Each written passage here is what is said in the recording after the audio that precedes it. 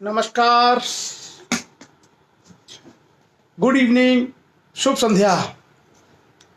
ओम श्री ब्रह्मानंदाय नमः। ओम श्री केशवानंदाय नमः। स्वागत है आप सभी लोगों का फेसबुक लाइव पर आज के शाम के सेशन में। और इतिहास की श्रृंखला में हम आगे बढ़ेंगे आज, और आज देखेंगे भारत में रेलवे का विकास और ब्रिटिश काल में समाचार पत्रों का विकास, जो न्यूज़पेपर्स हैं उनके डेवलपमेंट के बारे में हम देखेंगे। सो वेलकम, स्वागत है सभी लोगों का। आज जो लोग हमारे साथ चर्चा में जुड़ रहे हैं उनमें नीलम राजपूत हैं, योगेश कुमार जी हैं, गिरीश भारत जी हैं, उत्तम राहुल राजपूत हैं, इंजीनियर प्रवीण राजपूत लोधी हैं, लोधी दिग्विजय सिंह जमसारा हैं, हरिशंकर राजपूत किसान हैं महुआ से, विशाल सिंह राजपूत है, ओम प्रकाश राजपूत है, चंद्रशेखर शास्त्री जी हैं, सुशील लोधी जी हैं, सत्येंद्र लोधी जी हैं, राम लोधी यूपी, इंजीनियर प्रवीण लोधी राजपूत, लोधी हरिओम राजपूत, विजय सिंह लोधी जी। मैं आपको अभी सारे नाम पढ़ दूं। विजय सिंह लोधी जी आप जुड़े रहिएगा। विजय सिंह लोधी जी भोपाल से हैं और जागो लोधी ग्रुप एक समूह चलता है फेसबुक पर, जिसमें बड़ी संख्या में लगभग 1,40,000 के आसपास लोग हैं। उस समूह के बारे में भी मैं आज आपको एक विशेष जानकारी दूंगा।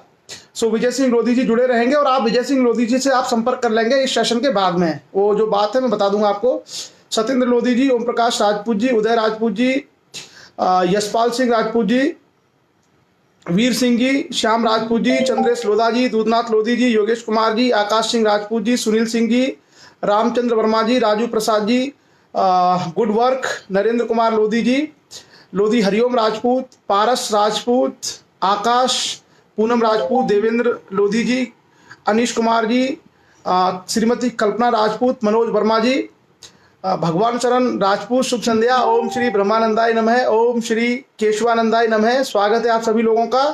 थान सिंह जी, अवधेश लोधी जी, यशवंत जंघेल जी, सुभाष अलीगढ़ियन, सुखदेव सिंह लोधी जी, मनोज वर्मा जी, रामकिशन राजपूत जी, सुखदेव सिंह लोधी जी, राकेश लोधी जी, दूधनाथ लोधी जी, पीयूष लोधी जी, हेमलता लोधी जी, श्रीमती कल्पना राजपूत जी, रामकिशन राजपूत जी, धनीराम सिंह राजपूत जी, राकेश लोधी जी, हमारे सेवानिवृत्त अधिकारी आर.एस. नरबरिया साहब आगरा से, चंद्रेश लोधा, चंद्रेश एक जो है लोधेश्वर टाइम्स करके अखबार निकालते हैं गुना में, चंद्रेश लोधा, संतोष कुमार लोधी जी, देवीराम राजपूत जी, डी.आर. राजपूत हमारे साथ, लक्ष्य के पदाधिकारी उत्तर प्रदेश फिरोजाबाद से, कुमार सौरभ, सतीश लोधी जी, गुड इवनिंग। उसके अलावा अभिराज, सतीश लोधी, मंजू दयाल जी, लोधी पीके प्रेमी, गुड इवनिंग। महेंद्र पाल जी, नरेंद्र वर्मा जी, शाहजहांपुर से, वेरी गुड इवनिंग। अच्छा, दिगंबर दयाल जी और मंजू दयाल जी के कमेंट एकदम साथ साथ आए हैं, एक झांसी से एक मुंबई से। लोको पायलट मध्य रेलवे मुंबई, रामचंद्र वर्मा जी, विपिन कुमार राजपूत जी, संतोष कुमार लोधी जी, डॉक्टर सौरभ राजपूत, नेत्रपाल सिंह, अच्छा नेटवर्क की दिक्कत है, राजेश कुमार लोधी जी लखनऊ से। राजेश, हाउ आर यू, कैसे हो? पीयूष लोधी, चंद्र प्रकाश जी, थान सिंह जी फिरोजाबाद से, नानेश्वर बिरनवार, आई थिंक नानेश्वर बिरनवार जो है महाराष्ट्र या बालाघाट साइड से होंगे। कमल लोधी जी, शशि भूषण सिंह जी मुंबई से। उसके अलावा विजय लोधी राजपूत, देव राजपूत, गुड इवनिंग। महेंद्र सिंह राजपूत पन्ना मध्य प्रदेश से हैं और ऑफसेट प्रिंटिंग प्रेस है, कोचिंग इंस्टीट्यूट चलाते हैं। चलिए, नई पहल के साथ थोड़ा सा मार्गदर्शन करें और एक अच्छी तरीके से। बिल्कुल Mahendra Singh Rajput ji, we will provide all support to you.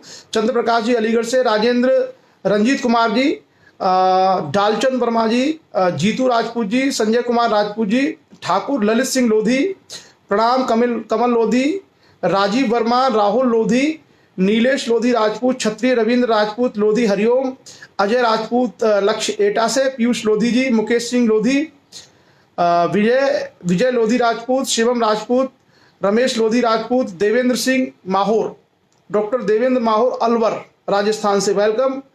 Jyoti Singh Lodhi, Urvesh Verma UV Lodhi, Jitendra Rajput, Narendra Lodhi जी, राघवेंद्र लोधी राजपूत, रंजीत कुमार जी, विपिन राजपूत जी, रेखा राजपूत जी, सतीश राजपूत जी आगरा से, रामजीत जी, राष्ट्रीय कवि डॉक्टर बहादुर सिंह निर्मल जी के पीए डॉक्टर रामजीत सिंह लोधी सिरजागंज से। कैसे हैं रामजीत जी? हरिशंकर शास्त्री जी नमस्कार, शुभ संध्या, बहुत दिनों बाद दिखाई दे रहे हैं आप। रजनेश लोधी राजपूत, डॉक्टर नारायण पटेल पटना कटनी मध्य प्रदेश से, लोधी जितेंद्र राजपूत, अनुराग सिंह, जमाल भाई कैसे हैं आप? जमाल भाई मैं अच्छा हूं। उमाकांत वर्मा जी, दिनेश श्वेता सिंह जी, आशीष कुमार राजपूत जी, राजू प्रसाद जी, धीरज कुमार लोधी अजमेर से स्वागत है आपका। संतोष कुमार लोधी जी अयोध्या से, कृष्णा सिंह लोधी, आचार्य आलोक कुमार, गुड इवनिंग आलोक, नरपत सिंह राजपूत, बहुत बहुत धन्यवाद नरपत सिंह जी। लोधी जितेंद्र राजपूत, संतोष कुमार लोधी जी अयोध्या से, आचार्य आलोक कुमार और Yogesh Kumar ji, Ram Lakhan Rajput ji, RBS Lodhi ji, Pushpveer Singh Lodhi ji, Dhirendra Rajput Bundelkhandi, very good evening. Bhishma, अच्छा जो छोटा सा बच्चा है वो देख रहा है Bhishma, so welcome Bhishma, good evening. Sonu Lodhi, उसके अलावा लोधी लाला भैया सिंह, योगेश कुमार जी, आशीष कुमार राजपूत जी। चलिए सो स्टार्ट करते हैं। संजय राजपूत बाराबंकी से, जय हिंद सिंह लोधी और खयाली राम लोधी राजपूत जसवंत नगर भरतपुर से। चलिए लोधी शैलेंद्र जी, मनोज वर्मा जी, राजेंद्र सिंह राजपूत जी, रामेश्वर राजपूत जी, रोहित कुमार जी, कृष्ण गोपाल लोधी जी भारतीय वायुसेना से हमारे बीच में है, पुष्पेंद्र राजपूत जी, विजय लोधी राजपूत, आचार्य अरविंद कुमार लोधी, लोधी अनिल राजपूत, उपेंद्र सिंह जी, राजीव लोधी जी। चलिए सो बाकी जो लोग हैं, उमाकांत जी, अतर सिंह वर्मा जी और जो लोग जुड़ेंगे बाद में उन सबका स्वागत है। अंजनी कुमार राजपूत वेलकम, आपका स्वागत है। और आपकी स्वामी जी के लिए जो मुहिम है उसका पूरा भरपूर हम लोग सहयोग और समर्थन करेंगे। और हमारा प्रयास है कि जितने भी संस्थान हैं वो सब समाज के लिए निष्ठापूर्वक स्थापित किए जाए और स्वामी जी का जो नाम था देश भर में उस नाम को पुनः प्रतिस्थापित किया जाए उसी स्वर्णिम अक्षरों के साथ। चंचल सिंह है हमारे साथ में, राजू राम है, पवन सिंह राजपूत है, हर्ष टीएस राजपूत है, अनुज लोधी है, माहौर सिंह है, सागर राजपूत, नीरज कुमार जी लोधी, पुष्पपाल सिंह राजपूत, संदीप राजपूत, प्रदीप लोधी, मनोज वर्मा जी, रोशन राकेश, शिवम राजपूत, अनिल लोधी, संजीव राजपूत। चलिए सो बाकी सभी लोगों का स्वागत है जो लोग बाद में जुड़ेंगे। आदित्य जंघेल हैं, मनोज राजपूत हैं, विपिन राजपूत हैं। तो एक तो मैं आपको पहले सूचना दे दूं, उसके बाद हम लोग काम की बात करेंगे। सूचना यह है, कल सुबह का हमारा सेशन नहीं होगा। कल मॉर्निंग में हम लोग सेशन नहीं रखेंगे 7:30 बजे। उसकी जगह पर सुबह 10 बजे एक जागो लोधी समाज ग्रुप है, उसमें 10 बजे एक लाइव सेशन है। सो आप सभी लोग कल सुबह 7:30 बजे के बजाय सुबह 10 बजे जागो लोधी समाज ग्रुप में देखिएगा, वहां पर मैं लाइव आऊंगा। और वो एक स्पेशल सेशन डिजाइन किया गया है। जागो लोधी समाज ग्रुप के जो क्रिएटर हैं वो यहाँ पर मौजूद है हमारे बीच में, विजय सिंह लोधी जी भोपाल से। तो उन्होंने एक निवेदन किया था कि हम लोग जो समाज में अच्छा जो कार्य कर रहे हैं ऐसे ऐसे लोगों के सेशन वहां पर रखे जाए ताकि लोग उससे लाभान्वित हों। तो मॉर्निंग में 7:30 का सेशन हम लोग अपने फेसबुक पेज पर नहीं लेंगे, बल्कि जागो लोधी समाज ग्रुप में 10 बजे एक सेशन होगा, मैं उसमें लाइव आऊंगा और आप सभी लोग उसमें आमंत्रित हैं, सादर आमंत्रित हैं। जागो लोधी समाज ग्रुप, विजय सिंह लोधी जी से मैं कहूंगा कि वो अपना कमेंट लिख दें यहाँ पे ताकि लोग पहचान लें विजय सिंह लोधी जी कौन है। और वो जो सेशन होगा सुबह 10 से 11 का, उस सेशन में मेरे अपने जो जीवन है उससे जुड़ी हुई बहुत सारी बातें मैं साझा करूंगा। मेरा जो पृष्ठभूमि क्या रही है, शिक्षा दीक्षा कहाँ से हुई, मैंने तैयारी कहाँ से की आईएएस की, और बहुत सारे पहलुओं पे चर्चा होगी। और साथ ही साथ हम उसमें प्रश्न भी शामिल करेंगे कि जो स्टूडेंट्स या समाज के लोग अलग अलग जो क्वेश्चन चाहते हैं वो क्वेश्चन उसमें पूछ सकते हैं। जैसे ये विजय सिंह लोधी जी हैं, उन्होंने लिंक भेज दिया है ज्वाइनिंग के लिए। विजय सिंह लोधी जी ने ये लिंक भेजा है, आप इससे जुड़ सकते हैं इस लिंक के माध्यम से उस ग्रुप पर। और सुबह 10 बजे वो सेशन होगा, 10 से 11 है। It's a very special kind of session, बहुत ही एक स्पेशल सेशन होगा जिसमें बहुत सारे पहलुओं पर हम चर्चा करने वाले, अलग हटकर के सब्जेक्ट से अलग। जैसे हमारे जो संघर्ष हैं, तैयारी के जो तरीके रहे हैं, समाज के लिए क्या हम सोचते हैं, क्या हमारा आइडिया रहा है अब तक, आगे हमारा क्या विजन रहेगा, वो सारे पहलुओं पर हम लोग चर्चा करेंगे और उसमें बहुत सारे प्रश्न भी पूछे जाएंगे। वो एक तरीके से 1 घंटे का सुबह 10 से 11 इंटरेक्टिव सेशन होगा। तो उसमें आप बहुत सारी चीजें जान सकते हैं। और विजय सिंह लोधी जी इसमें हैं जुड़े हुए, तो आप लोग विजय सिंह लोधी जी के माध्यम से लिंक उन्होंने भेज दिया है, उस सेशन में जुड़ जाइए सुबह 10 बजे। और विजय सिंह लोधी जी से मैं कहूंगा कि वो अपना संपर्क नंबर, कॉन्टैक्ट नंबर ही यहां पर दे दें। तो उस ग्रुप में हम लोग चर्चा करने वाले हैं कुछ ऐसे पहलुओं पर जो शायद अभी तक आप लोग उनसे परिचित नहीं होंगे। टाइम है सुबह मॉर्निंग 10 से लेके 11, कल रविवार है, और कल 10 से 11 जागो लोधी समाज ग्रुप में हम लाइव रहेंगे। बहुत सारे अनछुए पहलू, अनदेखे पहलू जो आपने अभी तक आपको नहीं पता होंगे, उसके बारे में कल चर्चा होने वाली है।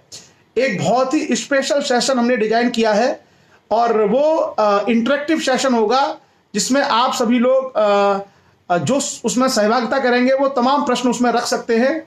और उसकी कोशिश होगी उस सेशन की कि उस सेशन के माध्यम से समाज को एक नई दिशा और दशा दोनों प्रदान की जाए।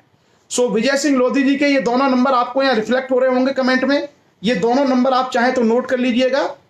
क्लियर? और सुबह 10 बजे का उसका समय रहेगा। उस ग्रुप में आप सभी लोग जुड़ेंगे।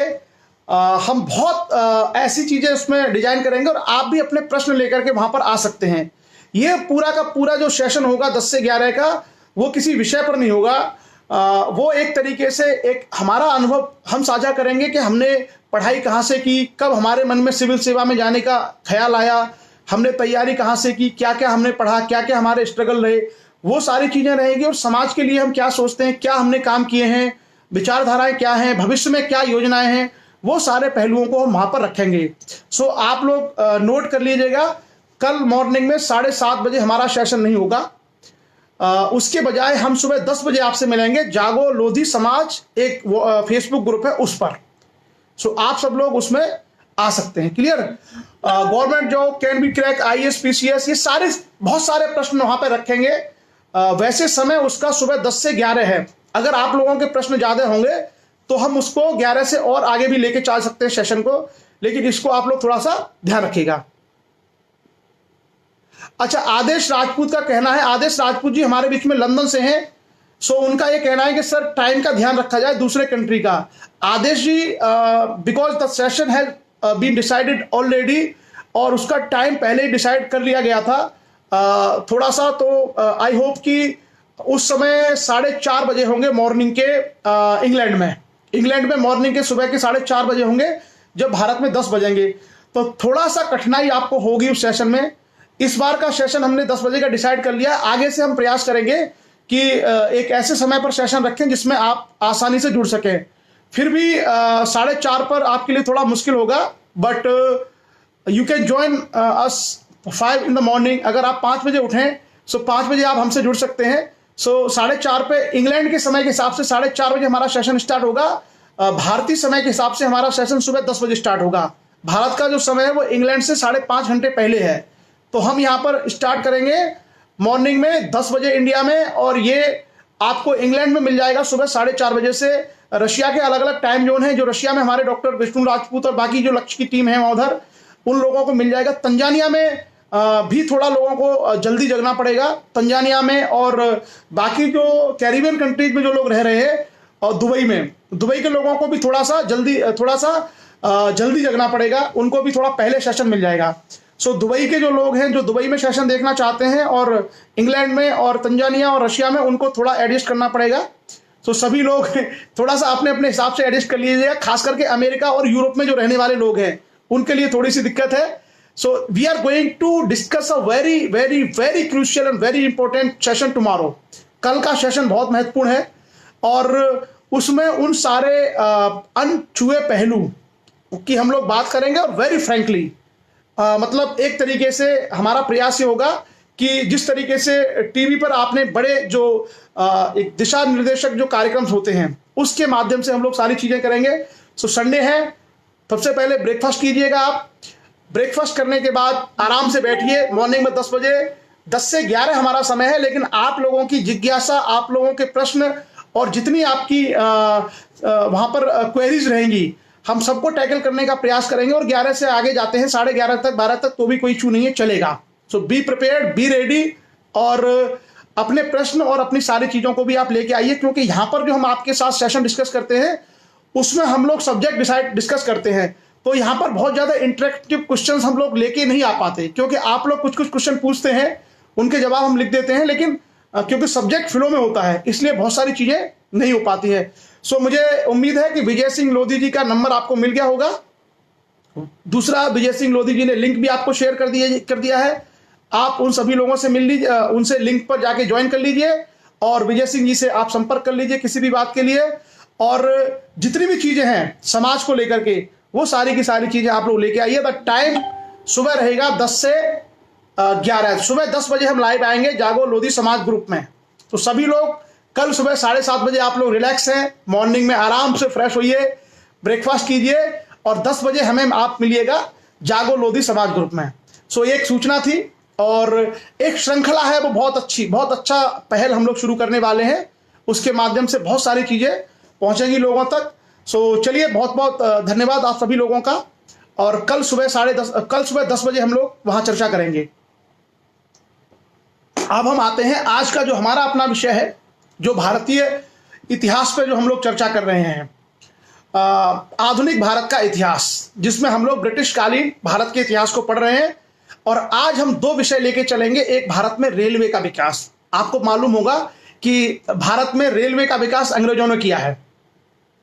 भारत में जो रेल लाने का काम है अंग्रेजों ने किया। इसलिए मैं कहता हूं कि कभी भी किसी के प्रति भी हमारे मन में बहुत सारी नेगेटिव चीजें नहीं आनी चाहिए।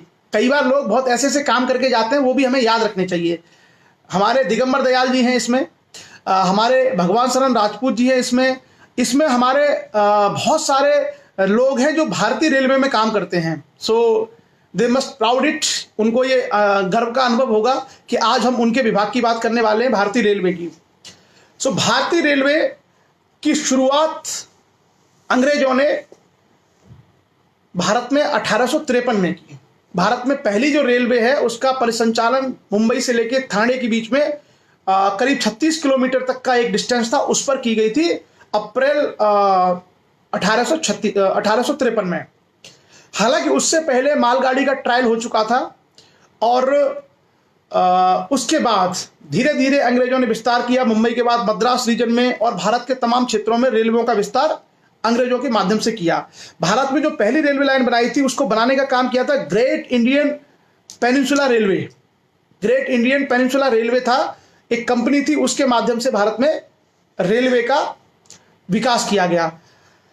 अब देखिए, सबसे पहले हमें यह जानना है कि रेलवे का विकास अंग्रेजों ने क्यों किया। अंग्रेजों ने रेलवे का विकास भारत में क्यों किया? इसके पीछे एक बड़ा कारण यह था, हमेशा आप लोग याद रखिएगा, 1750 ईस्वी के आसपास इंग्लैंड में एक नया परिवर्तन हुआ। वहां पर बहुत ज्यादा आविष्कार हुए और उन आविष्कारों के माध्यम से इंग्लैंड में एक औद्योगिक क्रांति ने जन्म लिया 1750 के बाद। और 1765 में अंग्रेजों ने भारत में बंगाल को जीत लिया। तो ये वही दौर था जहां एक तरफ इंग्लैंड ने भारत पे कब्जा किया, दूसरी तरफ इंग्लैंड में औद्योगिक क्रांति हो रही थी। और आपको पता होगा कि 1776 में अमेरिका ने इंग्लैंड से अपने आप को आजाद कर लिया। यानी 1776 तक अमेरिका इंग्लैंड का गुलाम था। अमेरिका आजाद हो गया। अमेरिका भी एक बहुत बड़ा उपनिवेश था। अब अमेरिका जैसा उपनिवेश अगर इंग्लैंड के हाथ से चला गया तो इंग्लैंड में जो औद्योगिक क्रांति हो रही थी, जिसके केंद्र थे मैनचेस्टर, ग्लासगो, लंकाशायर जैसे औद्योगिक शहर, उनमें जो कारखाने थे, कपड़े के कारखाने, लोहे के कारखाने, तमाम तरह की जो कारखाने थे, वो सारे कारखानों को कच्चा माल कहां से मिलेगा? तो उनके पास क्या था? दुनिया का सबसे बेहतरीन उपनिवेश उनके हाथ लग गया, वो था भारत। तो हम देखते हैं कि जब अमेरिका उनके हाथ से चला गया, और हालांकि अमेरिका के साथ इंग्लैंड का व्यापार चलता रहा, लेकिन 1820-1830 के आसपास अमेरिका में जो कपास की खेती है उस पर प्रतिकूल असर आने लगा। एक तरीके से कपास की खेती की विफलता वहां आने लगी अमेरिका में। और आगे चलकर के हम देखते हैं कि मैनचेस्टर इत्यादि विश्व में कपड़े के सबसे बड़े उत्पादक बन गए थे। तो कपड़ा अगर आप बनाएंगे तो आपको कॉटन चाहिए, और कॉटन भारत में केवल समुद्र के किनारे तो होता नहीं था कि समुद्र के किनारे जहाज से भरो। कॉटन क्या है? अंदरूनी एरिया में होता था, जैसे महाराष्ट्र में जाएंगे, गुजरात में जाएंगे, आप मध्य प्रदेश में जाएंगे तो भारत के भीतरी हिस्सों में कॉटन की खेती होती थी, कपास की। तो अंग्रेजों के लिए वो कपास वहां तक कैसे पहुंचे, बंदरगाह तक, इसके लिए अंग्रेजों ने क्या किया, भारत में रेलवे के निर्माण की शुरुआत की। एक बड़ा कारण यह था कि दूसरे उपनिवेशों से कच्चे माल, कपास एक उदाहरण है, कपास के अलावा बहुत तरह के जो कच्चे माल थे, उन बहुत सारे कच्चे माल की सप्लाई जब उसकी बंद हो गई इंग्लैंड की, तो भारत उसके लिए एक सबसे बड़ा डेस्टिनेशन था। इसलिए माल को आसानी से, क्योंकि भारत में जूट हो, कपास हो, नील हो, कॉफी हो, रबर हो, सबका उत्पादन अंग्रेज करवाते थे, तो उनको बंदरगाह तक पहुंचाना बहुत जरूरी था। इसलिए भारत में अंग्रेजों ने रेलवे के निर्माण को बढ़ाया। इंग्लैंड वगैरह में रेलवे बहुत पहले आ चुकी थी। उसके बाद जब व्यापारिक हितों के माध्यम से इन्होंने इसको बढ़ाया, उसके अलावा आपने देखा होगा कि इंग्लैंड में जो औद्योगिक क्रांति हो रही थी, उससे कई सारे लोग अमीर होते रहे थे, क्योंकि कई सारे बड़े बड़े व्यापारी पैदा हो रहे थे, तो उनका भी इंटरेस्ट था। इंग्लैंड में जो बड़े व्यापारी पैदा हो रहे थे, उनका इंटरेस्ट था कि हम अपने पैसे को कहां पर इन्वेस्ट करें, अपने पैसे को कहां लगाएं। तो रेलवे उद्योग का विकास एक ऐसा जरिया था जिसके माध्यम से अंग्रेज उद्योगपति अपने पैसे को भारत के रेलवे में लगा सकते थे। इसलिए भारत में जो रेलवे बना वो दोनों तरीके से बना, सरकारी क्षेत्र के माध्यम से भी और इंग्लैंड के जो उद्योगपति थे उनके निजी निवेश के माध्यम से, यानी प्राइवेट सेक्टर के माध्यम से। जैसा मैंने कहा ना कि पहली जो रेलवे लाइन है वो प्राइवेट कंपनी थी, ग्रेट इंडियन पेनिनसुला रेलवे। जो पहली प्राइवेट कंपनी थी उसका नाम था ग्रेट इंडियन पेनिनसुला कंपनी, उसने बनाई थी भारत में पहली रेलवे लाइन जो भारत में बनी थी। तो इस तरीके से भारत में रेलवे का विकास आरंभ होना शुरू हुआ। दूसरा क्या था, भारत एक बहुत बड़ा देश था, इंग्लैंड एक बहुत छोटा देश था। अंग्रेजों को यह बात पता थी कि भारत में अगर हम अपने परिवहन के संसाधन अच्छे कर लें, मान लीजिए अगर हम रेलवे का विकास अच्छा कर लेते हैं, तो हम भारत को एक सिरे से दूसरे सिरे तक जोड़ सकते हैं। ऐसे में अगर हमारी सेना हमको कहीं से कहीं लेके जानी पड़ी विद्रोह के लिए, तो सेना को आसानी से हम लेके जा सकते हैं किसी विद्रोह को दबाने के लिए। तो अंग्रेज इस बात को जानते थे कि भारत में धीरे धीरे जिस तरीके से लोगों के अंदर असंतोष बढ़ रहा है, विद्रोह होंगे, तो विद्रोह को दबाने के लिए ये जो परिवहन है, रेलवे परिवहन एक बढ़िया कारगर उपाय हो सकता है। तो एक उनके दिमाग में था कि माल भेजना है, दूसरा उनके दिमाग में था कि सेना का मूवमेंट आसानी से कराया जा सके, तीसरा क्या था, उनकी अपनी जो परिवहन की व्यवस्थाएं थी, डाक तार इत्यादि चीजें चाहिए प्रशासन को हैंडल करने के लिए, यह भी एक बड़ी वजह थी जिसके कारण वो भारत में रेलवे का विकास चाहते थे। चौथा, जैसा मैंने कहा कि ब्रिटेन के जो उद्योगपति थे वो अपने पैसे को इन्वेस्ट करना चाहते थे, और इसलिए जब ग्रेट इंडियन पेनिनसुला रेलवे बना और उसके अलावा जो भारत में रेलवे में निवेश आया उस पर बहुत ज्यादा रिटर्न की गारंटी दी गई। मतलब भारत में अगर रेलवे के लिए कोई अंग्रेज का उद्योगपति पैसा लगाता है तो उसको गारंटी दी गई कि आपको इतने % का मुनाफा तो मिलेगा ही मिलेगा, इससे ऊपर है वो आपका है। मतलब आपको ऐसा नहीं है कि इंग्लैंड का उद्योगपति भारत में रेलवे लाइनें बिछाता है उसका पैसा डूब जाएगा, नहीं, उसको गारंटी दी गई किस बात की, कि आप रेलवे लाइन यहां बिछाइए, रेलवे का काम करिए, आपको इतने % मुनाफा मिलेगा ही। तो भाई अगर मुझसे कोई कहा जाए या आपसे भी मैं कोई कहे कि भाई आप आपके पास 1000 रुपए है, आप इन्वेस्ट करिए, आपको 1020 मिलेंगे, तो आप तरफ से कोई भी आदमी निवेश कर देगा अगर गारंटी दी जाती है प्रॉफिट की। तो ये प्रॉफिट की जो गारंटी थी, इसने भारत में रेलवे को आकर्षित किया। और आज की डेट में भारत में जो रेलवे है वो एशिया में सर्वाधिक रेलवे भारत में है। पूरे एशिया महाद्वीप में भारत के पास सबसे बड़ा रेलवे नेटवर्क है। अंग्रेजों के समय ही अंग्रेज लगभग 65,000 किलोमीटर रेलवे ट्रैक अंग्रेज बना, नहीं 53,000, लगभग 53,000 के किलोमीटर के आसपास रेलवे ट्रैक अंग्रेजी भारत में बना के चले गए थे। हालांकि जब पाकिस्तान भारत से अलग हुआ था, पाकिस्तान और बांग्लादेश, तो उस समय लगभग 40% उनके पास चला गया था। अभी आज की डेट में कितना है, मेरे ख्याल से 65,000 किलोमीटर रेलवे नेटवर्क भारत के पास होना चाहिए। आप लोग चाहें तो फैक्ट को चेक कर लीजिएगा कि अभी फिलहाल वर्तमान में कितना रेलवे नेटवर्क भारत के पास है। जो रेलवे के लोग हैं अगर वो बताएंगे तो ज्यादा अच्छा है कि भारत के पास एट प्रेजेंट कितना रेलवे नेटवर्क है। तो ये वजह थी जिसके कारण भारत में अंग्रेजों ने रेलवे को बनाया। अब देखिए रेलवे बन गया, इन्वेस्टमेंट हुआ, भारतीय उद्योगों का, अब हम इसका देखेंगे कि भारत पे इसका इंपैक्ट क्या पड़ा। रेलवे के दो चीजें हुई, रेलवे बनने से फायदा हुआ और नुकसान भी हुआ। अंग्रेजों ने भारत में कोई काम किया उसके दोनों पहलू होते थे। अंग्रेज हमेशा कोई भी काम जो करते थे वो अपने हितों को ध्यान में रख के करते थे। उनको खुद का मुनाफा चाहिए होता, खुद का फायदा चाहिए होता था, लेकिन उनके द्वारा किए गए सारे कार्य खराब नहीं थे। उनके बहुत सारे कामों का लाभ भारत को भी मिला।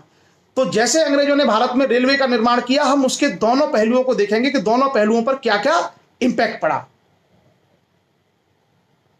सबसे पहले हम चर्चा करते हैं कि अंग्रेजों की समय जो रेलवे भारत में बिछाई गई उसकी हानि या उसके नुकसान या उसके नेगेटिव एस्पेक्ट क्या थे।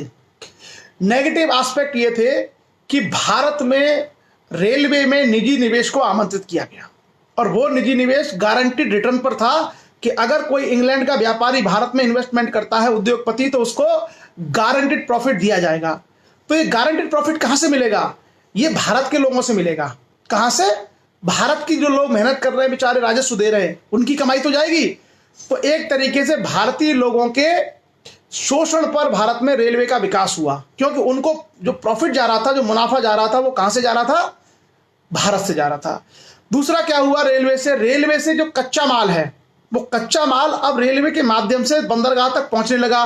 तो भारत में जो हथकरघा उद्योग थे, छोटे छोटे उद्योग थे, कपड़े के कारखाने छोटे छोटे शहरों में चलते थे, भारत में जो खनिज इत्यादि निकलते थे जिनका उपयोग भारत में छोटे छोटे कारीगर छोटे छोटे कस्बों में, छोटे छोटे गांवों में करते थे, वो सारी की सारी चीजें, अब वो सारा का सारा जो रॉ मटेरियल है वो रेलवे के माध्यम से बंदरगाह तक पहुंचा, बंदरगाह के माध्यम से जहाज में जाके इंग्लैंड। तो भारत के जो उद्योग धंधे हैं, उस उद्योग धंधों के लिए भी इसका नुकसान होना स्वाभाविक था। जैसे मैं आपको उदाहरण के रूप में बताऊं, उदाहरण के रूप में आप देखना, मध्य प्रदेश में एक बहुत छोटी सी जगह है चंदेरी। मध्य प्रदेश में एक बहुत छोटी सी जगह है चंदेरी, का नाम आपने सुना होगा, अशोकनगर, शिवपुरी, गुना, इस एरिया में एक छोटी सी जगह पड़ती है चंदेरी। तो चंदेरी जो है मुगल काल के आखिर में आकर के भारत में एक विशेष प्रकार की साड़ी का बहुत बड़ा केंद्र था। आज भी जो है चंदेरी की साड़ी फेमस है, लेकिन चंदेरी जो है उस समय बहुत बड़ा केंद्र था साड़ी उद्योग का। छोटी सी जगह का मैं आपको उदाहरण बता रहा हूं। अब मान लीजिए चंदेरी में जो साड़ियां बनती थी अलग किस्म की, अगर उनके लिए जो कच्चा माल था, वो कच्चा माल झांसी से बाई ट्रेन बंबई चला जाए, उस एरिया में पैदा होने वाला माल, तो वहां के तो उद्योग का नुकसान होगा ही होगा। तो कुल मिलाकर के अंग्रेजों की जो रेल निर्माण की नीति थी, उस रेल निर्माण की नीति से सबसे बड़ा नुकसान हुआ, भारतीयों पर बोझ बढ़ गया। किसका? राजस्व का, क्योंकि उसको प्रॉफिट देना ही था। उसके अलावा भारतीय जो उद्योग धंधे थे, छोटे मोटे जो थे, हथकरघा उद्योग और छोटे छोटे कस्बों में, उन सबके लिए कच्चे माल की आपूर्ति रुक गई। इसके कारण से भारतीय उद्योगों का पतन आरंभ हो गया। क्लियर? उसके अलावा रेलवे ने क्या किया? एक जो रेलवे है, उस रेलवे का एक बैक पॉइंट, मतलब भारत के लिए क्या हुआ कि भारत के जो क्रांतिकारी थे, उन क्रांतिकारियों तक सेना पहुंचाने के लिए अंग्रेजों ने इसका मतलब अपने लिए उपयोग किया, लेकिन भारतीय क्रांतिकारियों के लिए यह बड़ा नेगेटिव रहा। सो ये कुछ रेलवे के हमारे एस्पेक्ट हैं जिसका बड़ा नुकसान भारत को, खास करके आर्थिक नुकसान बहुत ज्यादा था। भारत में जो रेलवे बना, उस रेलवे का सबसे बड़ा जो नुकसान था वो था इकोनॉमिक इंपैक्ट, क्योंकि राजस्व बढ़ेगा, मुनाफे के लिए दिया जाएगा, और जो कच्चा माल है, वो कच्चा माल अगर भारत से निकल जाएगा तो भारत का बहुत बड़ा आर्थिक नुकसान होगा। और सैनिक विद्रोह को दबाने के लिए भी रेलवे का दुरुपयोग अंग्रेजों के द्वारा किया जाता था। अब देखिए, अब हम आते हैं दूसरे पॉइंट पर। दूसरा विषय है कि रेलवे का फायदा क्या हुआ। अब रेलवे के फायदे देख करके आप भौचक्के रह जाएंगे। जो रेलवे है, अंग्रेजों ने बना तो दिया, अंग्रेजों ने अपनी सुविधा के लिए, लेकिन रेलवे के फायदे देख करके आप सब लोग भौचक्के रह जाएंगे। मतलब जो काम भारत में कोई नहीं कर पाया, वो रेलवे कर गया। जो काम भारत में कोई नहीं कर पाया, कोई समाज सुधारक नहीं कर पाया, कोई आंदोलन नहीं कर पाया, वो काम रेलवे ने भारत में किया। क्या काम किया? एक एक करके देखें। सबसे पहले देखें सामाजिक प्रभाव। तो सबसे पहले रेलवे का सबसे बड़ा योगदान था, इनडायरेक्ट है, सारा योगदान अप्रत्यक्ष है। क्या योगदान है? रेलवे ने भारत में सामाजिक विषमता को दूर करने में सबसे बड़ा योगदान दिया, अप्रत्यक्ष रूप से। कैसे? आपको पता होगा कि भारत में छुआछूत था, बहुत भयंकर तरीके का छुआछूत था, पर्दा प्रथा थी भारत में, सब था। अब देखिए, अगर रेल चल गई भारत में अंग्रेजों के जमाने में, और रेल में अगर कोई भारत का व्यक्ति यात्रा करेगा तो उसके बगल में सीट पर कौन बैठेगा वो तो तय नहीं कर सकता था, क्योंकि ये कोई ना तो मंदिर था, ना कोई गांव की चौपाल कि वहां पे ये कहा जाए कि तुम नहीं बैठ सकते हो। रेलवे का डिब्बा है।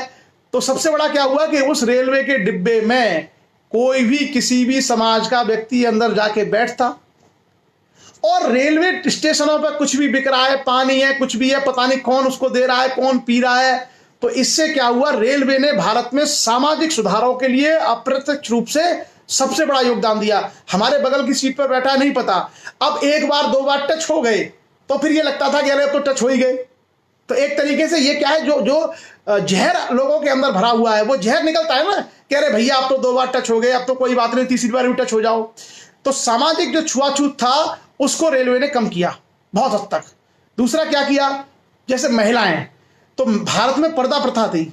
अगर महिलाएं जो है रेल के डिब्बे में जाएंगी तो पर्दा करके अगर जाएंगी तो उनको ट्रेन पकड़ने में, चढ़ने में दिक्कत होगी। तो ऐसे में किसी भी महिला का कभी कभार जो पल्लू होता था वो सिर से हट जाता था, उसका मुंह दिख जाता था।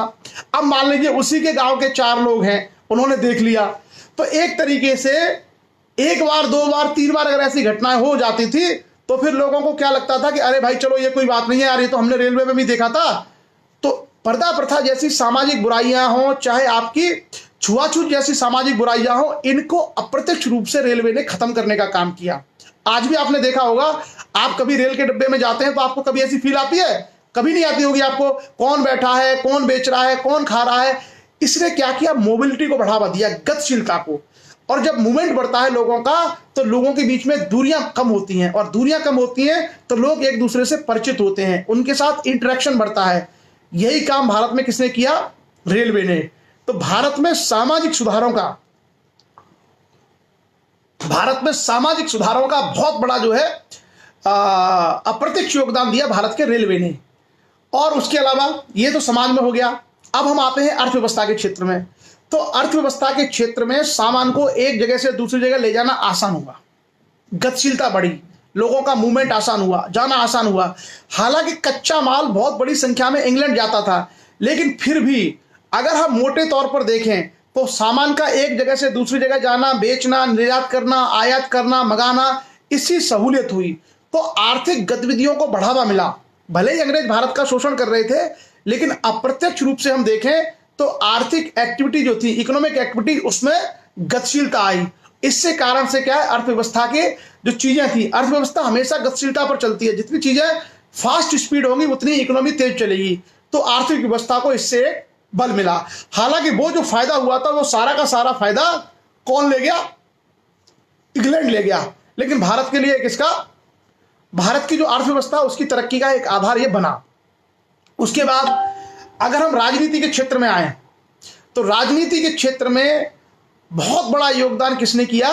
भारत के रेलवे ने। उत्तर प्रदेश का आदमी रेल में बैठ के जाता था मद्रास, और मद्रास का आदमी आता था दिल्ली। गुजरात का आदमी जाता था आसाम, आसाम का आदमी जाता था मान लीजिए महाराष्ट्र। तो लोगों को भारत को जानने का मौका मिला। मतलब लोग जो है, पहले क्या था कि हम बंद खोल में थे। भारत में तो यह मान्यता थी कि एक गांव के अंदर अगर 7 जाति के लोग रहते थे, 7 जातियों में से कई लोग ऐसे थे कि वो इस जाति के घर नहीं खाएगा, वो उस जाति के घर नहीं खाएगा, वो इस जाति को नहीं छुएगा। ये गांव की परंपराएं थी, सामाजिक बुराइयां थी। लेकिन रेलवे ने क्या है, लोगों को पूरे भारत में पहुंचाना शुरू कर दिया। अब लोगों को लगा कि भैया देखो ये झांसी है और देखो रामेश्वरम में ये था। तो रेलवे के माध्यम से लोगों को देश को जानने का, समझने का मौका मिला। पूरे भारत में लोग एक जगह से दूसरी जगह आना जाना शुरू हुए। और इससे क्या हुआ, इसका सबसे बड़ा लाभ हुआ जिसको हम बोलते हैं राष्ट्रीयता की चेतना का विकास। भारत में नेशनल कंसाइंस डेवलप हुई। यानी इससे पहले भारत के लोग क्या समझते थे कि मैं मद्रासी हूं, मैं पंजाबी हूं, मैं सिंधी हूं, मैं गुजराती हूं, मैं मराठी हूं। ये लोगों की फीलिंग थी। मतलब भारत में राष्ट्रीयता उतनी मजबूत नहीं थी। इसलिए आपने देखा होगा कि भारत में अंग्रेजों से सब शक्तियां अलग अलग लड़ रही थी, लेकिन रेलवे ने लोगों को भारतीय बनाया। रेलवे ने लोगों को भारतीय बनाना शुरू कर दिया। क्यों? क्योंकि अब जब उत्तर प्रदेश का आदमी तमिलनाडु जाता था, वो वहां देखता था कि अंग्रेज सेम शोषण यहां भी कर रहे हैं, सेम शोषण हमारे यहां भी कर रहे हैं। तो इसका मतलब हम सब लोग क्या हैं, भाई भाई हैं, हम सब लोग एक ही देश के निवासी हैं। तो रेलवे ने भारत के राष्ट्रीय एकीकरण में सर्वाधिक महत्वपूर्ण भूमिका निभाई। यानी जो राष्ट्रीय चेतना है, नेशनल कंसाइंस है, उसको भारत में रेलवे ने विकसित किया। रेलवे ने भारत के एक छोर से दूसरे छोर को जोड़ दिया। इसके माध्यम से पंजाबी मद्रासी के संपर्क में आया, मद्रासी गुजराती के, गुजराती मराठी के, मराठी बंगाली के। और इसी वजह से आप देखते होंगे कि शुरुआत में भारत में आपको अखिल भारतीय स्तर के आंदोलन नहीं मिलते, लेकिन जब रेलवे शुरू हो गया तो आपने देखा कि बंगाल के क्रांतिकारी महाराष्ट्र में जाकर के जो है आंदोलन कर रहे हैं, महाराष्ट्र के क्रांतिकारी पंजाब में जाके, भगत सिंह आगरा में जाके आंदोलन कर रहे हैं। क्यों? क्योंकि लोगों को रेलवे के माध्यम से जुड़ने का तरीका मिल गया और भारत में राष्ट्रवाद की लहर पैदा हो गई। तो रेलवे का एक अप्रत्यक्ष योगदान था भारत को भारत बनाने में। आज जिस भारत को हम एक राष्ट्र के रूप में जानते हैं, इस राष्ट्र के रूप में लोगों को परिचित कराने में, जोड़ने में, एक दूसरे के नजदीक लाने में सबसे बड़ा योगदान भारतीय रेलवे का है। हालांकि बहुत ज्यादा इतिहास में जगह नहीं मिलती है भारतीय रेलवे को। मैंने आपके सामने यह प्रश्न इसलिए डिस्कस किया है कि यह प्रश्न आईएएस में आया था, भारतीय रेलवे का भारत के राष्ट्रवाद में योगदान। तो इसलिए हमें यह जानना जरूरी होता है कि कुछ चीजें ऐसी हुई हैं जिनकी उपेक्षा हो जाती है, लेकिन उनकी बड़ी भूमिका होती है। तो ये भारत के उसमें राजनीतिक योगदान था। और अगर हम सांस्कृतिक योगदान देखें भारत के रेलवे का, सांस्कृतिक प्रभाव, तो क्या हुआ कि सब एक दूसरे की संस्कृति से परिचित हुए कि देखो हमारे यहाँ ऐसे कपड़े पहनाए जाते हैं, मद्रासी ऐसे कपड़े पहनते हैं, उत्तर भारत के लोग ऐसे कपड़े पहनते हैं, वहाँ इडली डोसा खाते हैं, हमारे यहाँ रोटी खाते हैं, यहाँ पर ये डांस होता है, वहाँ पर वो नृत्य होता है, हमारे यहाँ ये उत्सव होता है, उनके यहाँ वो त्योहार होता है।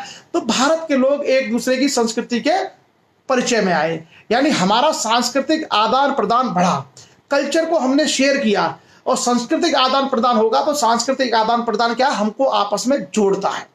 क्या करता है, आपस में जोड़ता है। तो ये सारे के सारे कार्य भारत के रेलवे ने किए। तो salute to all the railway mans, Bhagwan Sharan Rajput ji, Digambar Dayal ji और जो भी लोग हमारे भारतीय रेलवे में कार्य कर रहे हैं। रेलवे का बहुत इंपॉर्टेंट रोल है इंडिया के हिस्ट्री में। सो ये सब चीजें आप लोग याद रखिएगा। वर्तमान में लगभग 65,000 किलोमीटर रेलवे ट्रैक भारत के पास है। अंग्रेज जब गए थे तो 53,000 किलोमीटर था, लेकिन उसका 40% पाकिस्तान में चला गया था। सो अभी जो है, और एशिया का सबसे बड़ा रेलवे नेटवर्क है। बाकी आप लोग सबसे बड़ा स्टेशन कौन सा है, सबसे बड़ा प्लेटफॉर्म कौन सा है, सबसे लंबी दूरी की गाड़ी कौन सी है, ये आप लोग फैक्ट हैं, इनको प्लीज आप लोग देख लीजिएगा, क्योंकि अभी ये तो करंट की चीजें है, हम लोग हिस्टोरिकल परिप्रेक्ष्य में इसकी बात कर रहे थे। क्लियर। उसके अलावा हाँ, पहला वाला याद रखना, मुंबई से जो थाने के बीच में चली थी उसकी दूरी थी 36.6 किलोमीटर, 36.6 किलोमीटर ये दूरी थी। पहली जो रेलवे चली थी भारत में। हालांकि भारत में जो ट्रायल हुआ था रेलवे का, मैं आपको बता दूं कहां हुआ था। 22 दिसंबर 1851 में भारत में रेलवे का पहला ट्रायल हुआ था रुड़की में। रुड़की पड़ता है उत्तराखंड में। वहां पर भारत में पहले रेलवे का ट्रायल हुआ था, ऐसे ही रेलवे चला के देखी गई थी।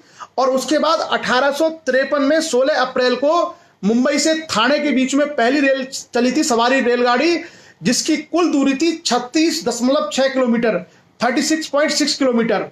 और उसके बाद फिर मद्रास रेलवे, मुंबई रेलवे, तमाम रेलवे भारत में विकसित हुई। क्लियर। सो अभी जो है आदित्य जंगिल ने कहा है कि इंडिया में टोटल रेलवे है 67,348 किलोमीटर। ये फैक्ट आप लोग चेक कर लीजिएगा। लेकिन हाँ, एक बात जो मैं कहना चाहूंगा वो ये है कि अंग्रेजों ने भारत में रेलवे का बहुत विकास किया था। जितना ट्रैक वो बना के गए थे उसकी तुलना में अगर हम देखें तो हमने आजादी के बाद भारत में कोई बहुत बड़ी चीजें नहीं कर पाए अभी तक, जितना अंग्रेज बना के गए थे। अंग्रेज भारत में बहुत काम करके गए थे रेलवे के क्षेत्र में। अगर आप देखिए, आप पुराने कहीं भी चले जाइए, किसी भी आप रेलवे उस पर चले जाइए, जो पुराने स्टेशन है सब ब्रिटिश कालीन है।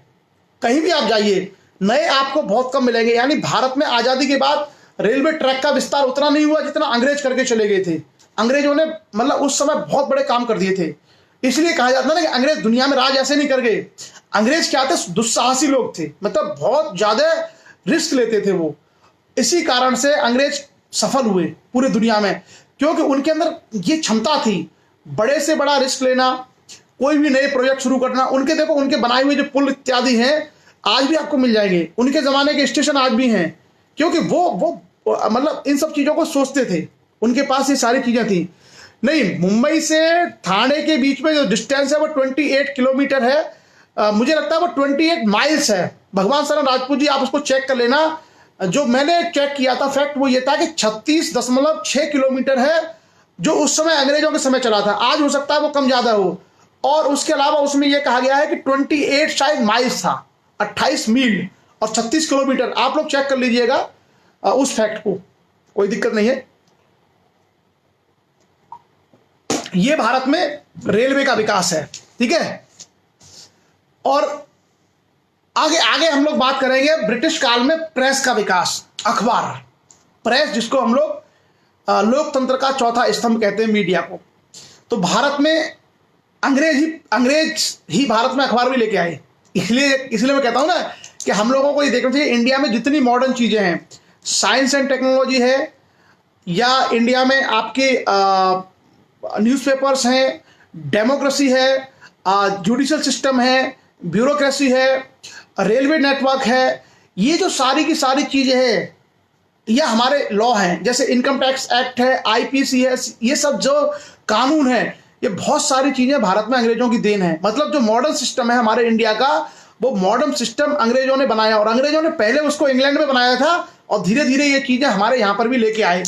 इसलिए कभी कभी हम कहते हैं कि हर किसी को इतना बुरा मत समझो, किसी की अच्छाइयाँ भी देखो। अगर अंग्रेज भारत में नहीं आते और वो अगर डेमोक्रेसी की बात नहीं करते, वो छुआछूत को नहीं हटाते, वो अमानवता को भारत से दूर नहीं करते, भारत में स्त्रियों के साथ अत्याचार था, बाल विवाह थे, नरबली भारत में होती थी, सती प्रथा भारत में होती थी, अगर हम लोग अंग्रेजों के बारे में ईमानदारी पूर्वक अगर उसका चिंतन नहीं करेंगे, तो आप ये समझिएगा कि भारत अगर कोई राजा अगर होता, कल्पना करके देखिए, तो जनता को गुलाम बना के रखता। राजा जो है जनता को गुलाम बना के रखता। इसलिए हम सब लोगों को यह ध्यान रखना चाहिए कि अंग्रेजी शासनकाल के बहुत सारे शोषण हैं, बहुत सारे भारत का नुकसान किया है, लेकिन अंग्रेजी शासनकाल के भारत में बहुत सारे अच्छे परिणाम भी उत्पन्न हुए हैं। आज जो हम लोग बैठ के चर्चा कर रहे हैं ना, ये राइट टू फ्रीडम है कि हम लोग बैठ करके एक दूसरे से संवाद कर रहे हैं। ये बेसिकली डेमोक्रेसी का पार्ट है। डेमोक्रेसी में आज हमको ये राइट दिया था संविधान के आर्टिकल 19 में, और ये फ्रीडम ऑफ एक्सप्रेशन बेसिकली कहां से आई है? अमेरिका से। अमेरिका में अमेरिका के आज़ादी के आंदोलन में पहली बार इसको शामिल किया गया था, राइट टू फ्रीडम। और ये राइट टू फ्रीडम को की आवाज़ उठाने वाले अंग्रेज थे। तो इसलिए हम लोगों को आधुनिक व्यवस्था में सिर्फ ये नहीं है कि हर किसी को गरियाना है। जैसे मैंने कई बार लोगों की मानसिकता देखी है कि अकबर का नाम आता ही वो अकबर को गाली देंगे। ऐसा नहीं है भाई, अकबर के बहुत बड़े कंट्रीब्यूशन है भारत के लिए। इसी तरीके से अंग्रेजों ने बहुत सारा शोषण किया, लेकिन उसके अलावा अंग्रेजों ने इनडायरेक्टली भारत में बहुत सारे काम कर दिए जो हम लोग कभी हजारों सालों में सोच नहीं पाए। मतलब ऐसी व्यवस्था अंग्रेज भारत में देखे गए जिसकी कल्पना हम लोग नहीं कर पाते थे। और अगर भारत के राजा महाराजाओं की हम बात करें तो बहुत सारे राजा महाराजा अच्छे भी थे, लेकिन वहां पर लोगों के राइट्स नहीं थे, मनुष्य के अधिकार नहीं थे। राजा अपनी दया दृष्टि पर किसके साथ कितना अच्छा व्यवहार करता वो अलग बात है, लेकिन वहां पर प्रजा केवल प्रार्थना कर सकती थी, बोल नहीं सकती थी अधिकार के रूप में कि ये मेरा है। तो इसलिए हमने कहा लोकतंत्र का सम्मान इसलिए करना चाहिए क्योंकि ब्रिटिश जो है, अंग्रेजों ने पूरी दुनिया को एक ऐसी चीज दी जिसके माध्यम से आज आपने देखा होगा कि डोनाल्ड ट्रंप जो अमेरिका के राष्ट्रपति है, उनके खिलाफ, अमेरिका का राष्ट्रपति दुनिया का सबसे ताकतवर आदमी माना जाता है, उसके खिलाफ वहां की जनता सड़कों पर आ गई। क्या एक आदमी था, उसको मार दिया था पुलिस वालों ने। तो ये डेमोक्रेसी तो है कि लोकतंत्र में लोग विरोध कर रहे हैं। अगर सोचिएगा कि अगर वहां डेमोक्रेसी नहीं होती तो क्या किसी की हिम्मत थी कि राष्ट्रपति के खिलाफ एक शब्द बोल पाता? जो बोलता उसको वो तुरंत मरवा देता। तो ये बहुत सारे जिसको चीजें ना, बहुत सारी ऐसी अच्छी चीजें हैं जिनका हमें रेस्पेक्ट करना चाहिए, जिनको हमें मानना चाहिए कि हमें ये अच्छी चीजें हुई हैं। और एक समझदार अच्छा पढ़ा लिखा आदमी वही होता है कि 100 बुराइयों में भी अगर एक कोई अच्छाई छुपी हुई है तो उस अच्छाई को ढूंढे कि हाँ भाई ये अच्छी बात भी हुई थी। उसी को बोलते हैं पढ़ा लिखा समझदार व्यक्ति। तो हमें हमेशा ये प्रयास करना चाहिए कि हमारा दृष्टिकोण ऐसा हो कि 100 बुरी चीजों में से भी अगर कोई अच्छी चीज हमें सीखने को मिलती है, समझने को मिलती है, तो उसको हम लोग जानने का प्रयास करें। क्लियर? सो नेक्स्ट हमारा टॉपिक है अब भारत के इतिहास में, भारत में प्रेस का विकास। यह भी यूरोप के लोगों की देन है। और आपने सुना होगा कि यूरोप में 14वीं 15वीं शताब्दी में एक नई चीज डेवलप हुई थी जिसको हम जानते हैं पुनर्जागरण, रेनेसां। और उस पुनर्जागरण ने यूरोप को अंधकार युग से निकाल करके दुनिया का सबसे अग्रणी महाद्वीप बना दिया था, खास करके वेस्टर्न यूरोप, जिसमें इटली, जर्मनी, फ्रांस, स्पेन, पुर्तगाल, इंग्लैंड, हॉलैंड, ये जो देश शामिल थे, ये दुनिया पर राज करने लगे थे और दुनिया भर के देशों पर उन्होंने कब्जा कर लिया था। ये क्यों हुआ था? ये इसलिए हुआ था क्योंकि वहां पर बौद्धिक क्रांति हो गई थी। वेस्टर्न यूरोप में बौद्धिक क्रांति हो गई थी, जिसको हम पहले जो फर्स्ट फेज है उसको जानते हैं पुनर्जागरण के नाम से, और उसका जो सेकंड फेज है उसको हम कहते हैं प्रबोधन, एनलाइटनमेंट। पहला है रेनेसां और दूसरा है एनलाइटनमेंट। वो हम लोग वर्ल्ड हिस्ट्री में पढ़ेंगे। जब हम लोग वर्ल्ड हिस्ट्री पढ़ेंगे तो उसमें देखेंगे कि क्या था ये पुनर्जागरण, क्या था और एनलाइटनमेंट क्या था। तो प्रेस की शुरुआत उसी में आपने देखा होगा, जर्मनी के एक आदमी था गुटेनबर्ग, उसने प्रिंटिंग प्रेस का आविष्कार किया था। प्रिंटिंग प्रेस का भारत में जो पुराने जमाने में चीजें छपती थी वो क्या था कि ताम्रपत्र होता था, ताम्रपत्र पे लिख दिया, या भोजपत्र पे पत्र लिख दिया, या कपड़े पर लिख करके सूचना भिजवा दी। भारत में कागज वगैरह का उपयोग नहीं होता था। दुनिया में कागज का उपयोग सबसे पहले किया था चीन ने। पुराने समय में चीन के इतिहास में ये कहा जाता है कि चाइना जो है वर्ल्ड में कागज का प्रयोग करने वाला पहला कंट्री था। लेकिन आधुनिक जो प्रेस है और आधुनिक जो प्रिंटिंग की चीजें हैं, आधुनिक जो व्यवस्थाएं है, ये सारी यूरोप की देन है, खास करके जर्मनी और इंग्लैंड और स्पेन और पुर्तगाल, इन लोगों ने इन चीजों को भारत में बनाया था। क्लियर। अब हम देखते हैं कि भारत में किस तरीके से प्रेस का इन्होंने विकास किया। थोड़े फैक्ट ज्यादा है लेकिन आप लोग थोड़ा ध्यान रखिएगा। क्या फैक्ट है? अगर हम पीछे जाए भारत के इतिहास में तो सम्राट अशोक जो है अपने जमाने में सारे राज्यों को सूचनाएं मंगाते थे। सम्राट अशोक जो मौर्य सम्राट थे वो सभी राज्यों से सूचनाएं मंगाते थे और उनका विवरण लिखवाते थे। भारत के इतिहास में पहली जानकारी मिलती है सम्राट अशोक के बारे में। उसके बाद मुगल काल में अगर हम जाएं तो मुगल काल में स्थापित प्रेस तो नहीं था, लेकिन मुगल काल के जो राजा थे इन सब चीजों से परिचित थे और उन्होंने एक अधिकारी नियुक्त कर रखे थे जिनका नाम था वाकिया नवीस। इस शब्द को आप लोग याद रख सकते हैं। मुगल काल में एक अधिकारी होते थे वाकिया नवीस। वाकिया नवीस का मतलब था कि कोई वाकया हुआ है उस वाक्य को बताना, उस वाक्य को बताना, उस वाक्य को लिखवाना। तो वाकिया नवीस नाम के अधिकारी हुआ करते थे मुगल काल में। अंग्रेज जब भारत में आए तो भारत में समाचार पत्रों का जन्म सबसे पहले पश्चिमी यूरोप में जर्मनी, स्विट्जरलैंड और हॉलैंड में हुआ था। यानी जो समाचार पत्र हैं इसकी शुरुआत यूरोप के देशों में जर्मनी, हॉलैंड और स्विट्जरलैंड, इन 3 देशों में हुई थी। अगर भारत में हम इसकी बात करें तो भारत में 1557 में, आपको पता होगा 1498 में वास्को डिगामा भारत में आया था पहली बार कालीकट। 1557 ईस्वी में पुर्तगालियों द्वारा गोवा में पहला छापाखाना शुरू किया गया, यानी छपाई का कारखाना जहां पर किताबें छापी जा सकती थी। इसकी शुरुआत भारत में 1557 में पुर्तगालियों ने की थी। तो कभी अगर आपके सवाल समान आए कि भारत में सबसे पहले छापाखाना यानी प्रिंटिंग प्रेस की शुरुआत किसने की थी, तो इसका हमारा जवाब होगा पुर्तगालियों ने। और कहां पर की थी? भारत के गोवा में। ये जो छोटी छोटी चीजें हैं, ये छोटी छोटी चीजें कई बार परीक्षाओं में आती रहती है कि भारत में प्रिंटिंग प्रेस पहली बार कहां आया? गोवा में। और कौन लेके आए थे? पुर्तगाली। क्लियर। और ये कौन थे? पुर्तगाली पादरी थे ईसाई धर्म के। और उन्होंने क्या किया था? सबसे पहले ईसाई पुस्तकों को मलयालम भाषा में छापना शुरू किया। ईसाई जो पुस्तकें थी ईसाई धर्म की, उन पुस्तकों को मलयालम भाषा में छापना आरंभ किया। अब आप देखिए कितने खुरापाती होंगे। ईसाई पादरी भारत में आते हैं, कोई ज्ञान विज्ञान की किताब नहीं छाप रहे, कोई मतलब नॉलेज वाली किताब नहीं छाप रहे। वो क्या छाप रहे हैं कि ईसाई धर्म की जो इंग्लिश की किताबें थी उनको छाप रहे हैं किसमें? मलयालम में, ताकि केरल के लोग पढ़ें और क्या बन जाए? ईसाई। उनके दिमाग में क्या था कि प्रिंटिंग प्रेस लाने का उनके दिमाग में आइडिया क्या था कि मलयालम भाषा में पुस्तकें छाप करके केरला के लोगों को ईसाई बनाओ। उनका सीधा कॉन्सेप्ट था। आगे क्या हुआ? उसके बाद दूसरा छापाखाना भारत में तमिलनाडु के तिनेवेली नामक स्थान में खुला। कुछ कुछ फैक्ट हैं, आप लोग याद रख सकते हैं तो ठीक है। उसके बाद मुंबई में भारत के एक व्यक्ति थे भीमजी पारेख। इन्होंने, ये पहले व्यक्ति थे जिन्होंने भारत में अपने प्रयासों से छापाखाना की शुरुआत की। उसके अलावा फिर हम आते हैं भारत में समाचार पत्र कि किस तरीके से भारत में न्यूज़पेपर्स की शुरुआत हुई। तो भारत में समाचार पत्रों को शुरू करने की पहल की थी मिस्टर विलियम बोल्ट नाम के एक अंग्रेज ने। विलियम बोल्ट नाम का एक अंग्रेज था। मिस्टर विलियम बोल्ट ने भारत में पहली बार अखबार खोलने का प्रयास किया, अखबार चलाने का प्रयास किया, लेकिन अंग्रेज अधिकारी उसको पसंद नहीं करते थे और वो अंग्रेज अधिकारियों के खिलाफ लिखता था। तो विलियम बोल्ट की कंपनी को अंग्रेजों ने बंद कर दिया और उसको भारत में काम नहीं करने दिया। तो भारत में एक तरीके से प्रेस या प्रिंटिंग प्रेस की शुरुआत का अगर अंग्रेजी व्यक्ति देखे तो वो था विलियम बोल्ट। उसके बाद आगे क्या हुआ?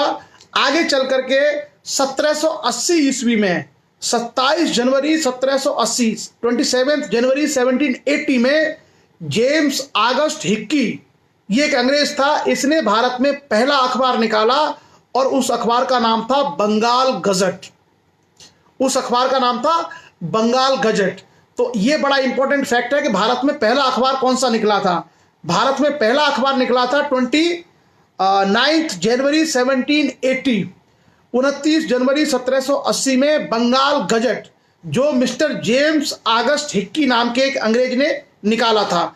और इस अखबार का पूरा नाम क्या था? इस अखबार का पूरा नाम था Bengal gazette and Calcutta advertiser. इस अखबार का पूरा नाम था Bengal gazette and Calcutta advertiser. ये क्वेश्चन बंगाल गजट का कम से कम नहीं तो अब तक 50 से ज्यादा बार अलग अलग प्रतियोगी परीक्षाओं में आ चुका है कि भारत में पहला अखबार कौन सा निकला था या किस व्यक्ति ने भारत में पहला अखबार निकाला था। कम से कम 50 से ज्यादा बार IAS, PCS, SSC, bank, railway exams में ये सवाल आ चुका है अब तक। सो आप लोग भी याद रखिएगा कि भारत में पहला अखबार निकला था Bengal Gazette, the Bengal Gazette और the Bengal gazette and Calcutta Advertiser 1780 में, 1780 में जेम्स ऑगस्ट हिक्की के द्वारा। ये 3 फैक्टर तीनों याद रखिएगा। उसके बाद इसने भी क्या किया, इसने कंपनी की बुराइयां उजागर करना शुरू कर दी कि कंपनी के अधिकारी शोषण करते हैं, कंपनी के अधिकारी लूट कर रहे हैं। परिणाम स्वरूप जेम्स ऑगस्ट हिक्की के छापा खानों को कंपनी के अधिकारियों ने बंद कर दिया और भगा दिया यहां से। हमेशा राज सत्ता की एक खासियत होती है, जो सत्ताएं होती हैं, अगर सत्ता के खिलाफ कोई अखबार लिखता है या कोई भी प्रेस, तो सत्ताएं उसको पसंद नहीं करती है। ब्रिटिश काल में हमें दिखाई दे रहा है, उन्होंने क्या किया, अखबारों को एक तरीके से भगा दिया, उसको बंद करा दी जेम्स ऑगस्ट हिक्की की कंपनी को ही। उसके बाद आगे चलते हैं। इस बीच में फिर भारत में अखबारों की श्रृंखलाएं शुरू हो गई। तो मैंने सबके साथ सन के साथ मतलब डेट के साथ नहीं लिखा है, केवल नाम लिख दिए ताकि आपको कुछ नाम याद रहे। इस बीच में क्या क्या, जैसे India gazette, Calcutta gazette, Madras courier, Madras gazette जैसे समाचार पत्र प्रकाशित हुए। India Herald, Bombay Herald, Bombay courier, ये बहुत सारे अलग अलग नामों के अखबार भारत में, कोई साप्ताहिक था, कोई 15 दिन में निकलता था। इस तरीके अखबार भारत में निकलना शुरू हुए। उसके बाद 1800 ईस्वी के बाद भारत में भारतीय लोगों ने भी प्रयास करना शुरू कर दिए, भारत के लोगों ने, कि हम भी जो है अपने पत्रिकाएं, अपने अखबार ये सब निकालें। और भारत में पत्रकारिता को शुरू करने वाले भारतीय का नाम था राजा राममोहन रॉय। राजा राममोहन राय को भारतीय पत्रकारिता का जनक कहा जाता है। जो भारत की पत्रकारिता की शुरुआत हुई उन्होंने की थी, राजा राममोहन राय ने। क्लियर? उन्होंने खुद भी 2-3 अखबार और पत्रिकाएं निकाले थे और उन्होंने कई सारे लोगों को सपोर्ट किया था। और वो राष्ट्रवादी व्यक्ति थे, राष्ट्रवादी थे, लेकिन अंग्रेजों के विचारों से वो थोड़ा प्रभावित थे, इसलिए वो पाश्चात्य संस्कृति की अच्छी चीजों को भारत में लेके आना चाहते थे राजा राममोहन राय। राजा राममोहन राय की समाधि इंग्लैंड में है। राजा राममोहन राय की जो समाधि है वो ब्रिस्टल नामक स्थान है इंग्लैंड में, वहां पे है। वो चर्चा हम लोग आगे करेंगे राजा राममोहन राय के बारे में। तो भारतीय पत्रकारिता के जनक भारत में राजा राममोहन राय थे। क्लियर? अब हम लोग आगे आते हैं। 1818 में बंगाल गजट पहला अखबार था जो भारतीयों ने निकाला। 1818 में बंगाल गजट, जिसको 2 भारतीय थे, हरिश्चंद्र राय एवं गंगा किशोर भट्टाचार्य। तो आप लोग ये भी याद रखना कि भारतीयों के द्वारा निकाला गया पहला अखबार कौन सा था। भारत के 2 लोगों ने, हरिश्चंद्र राय और गंगा किशोर भट्टाचार्य ने पहली बार अखबार निकाला जिसका नाम रखा बंगाल गजट। तो उस अखबार का नाम भी उन्होंने बंगाल गजट रखा जो भारतीयों ने निकाला। उसके बाद 1818 में मार्शमैन नाम के एक व्यक्ति ने एक पत्रिका निकाली, दिग्दर्शन। तो आपको लगा दिग्दर्शन क्या, भारतीय नाम है। दिग माने होता है दिशाएं और दर्शन माने देखना, यानी सब तरफ की दिशाओं को देखने वाले शब्द को कहते हैं दिग्दर्शन। तो इन्होंने दिग्दर्शन नाम की जो पत्रिका निकाली उसका नाम था मार्शमैन। ये भी एक, आई थिंक ये या तो ये डच थे आई थिंक, ये मतलब हॉलैंड के निवासी थे। उसके बाद 1822 में राजा राममोहन राय ने फारसी में एक अखबार निकाला जिसका नाम था मिरात उल अखबार। ये बहुत इंपॉर्टेंट है, मिरात उल अखबार। उसके अलावा राजा राममोहन राय ने ब्राह्मणिकल करके एक अंग्रेजी पत्रिका भी निकाली थी और संवाद कौमुदी नाम का एक पत्र भी निकाला था, संवाद कौमुदी। तो 3 चीजें राजा राममोहन राय ने निकाली, मिरातुल अखबार फारसी में, ब्राह्मणिकल अंग्रेजी में और संवाद कौमुदी आई थिंक बंगाली में या हिंदी में किसी एक में था। मैं फैक्ट चेक करके आपको बता दूंगा कि संवाद कौमुदी किस में था। तो ये 3 चीजें हैं, मिरातुल अखबार फारसी में, ब्राह्मणिकल अंग्रेजी में और संवाद कौमुदी। ये राजा राममोहन राय ने 3 जो है बड़े पत्र पत्रिकाएं भारत में निकाले। उसके बाद आगे हम लोग, राजा राममोहन राय क्या थे, लोकतंत्र के समर्थक थे, राष्ट्रवाद के समर्थक थे। मतलब वो चाहते थे राइट्स हो लोगों के, डेमोक्रेटिक सेटअप हो, राष्ट्रवाद हो। ऐसे में क्या हुआ कि भारत के रूढ़िवादी लोग उनको पसंद नहीं करते थे, तो उन्होंने राजा राममोहन राय के खिलाफ ही जो है संगठन बनाना शुरू कर दिया और एक अखबार निकालना शुरू कर दिया जिसका नाम था चंद्रिका। चंद्रिका नाम का जो अखबार था वो राजा राममोहन राय के प्रगतिशील राष्ट्रवादी विचारों के खिलाफ रूढ़िवादी और कट्टरपंथियों का अखबार था। उसके बाद 1818 ईस्वी में जेम्स बकिंघम नाम के एक व्यक्ति ने कलकत्ता जर्नल की शुरुआत की। कलकत्ता जर्नल की शुरुआत की, और वो जो जेम्स बकिंघम था वो भारत में पहला व्यक्ति था जिसने स्वतंत्र प्रेस की वकालत की। उसने कहा कि मीडिया क्या होना चाहिए, इंडिपेंडेंट होना चाहिए, मीडिया स्वतंत्र होना चाहिए। तो कभी अगर आपके सामने ये सवाल आता है कि भारत में कौन सा व्यक्ति था जिसने फ्री प्रेस की बात की, तो उसमें फ्री प्रेस की बात करने वाला पहला आदमी था जेम्स बकिंघम, जिसने कलकत्ता जर्नल के नाम से एक अखबार निकाला था। उसके बाद आगे अगर हम देखें तो 1823 के आसपास भारत की प्रेस को कंट्रोल करने का प्रयास, क्योंकि प्रेस ने क्या किया, प्रेस ने भारत में राष्ट्रवाद को भी जन्म दिया। जैसे राजा राममोहन राय राष्ट्रवाद की बात करने लगे, तमाम अंग्रेज और खास करके हॉलैंड के जो लोग थे जो प्रेस चलाते थे, उन्होंने कंपनी के जो चीजें थी उनका भंडाफोड़ करना शुरू कर दिया कि कंपनी जो अत्याचार करती है भारतीयों पे, कंपनी शोषण कर रही है।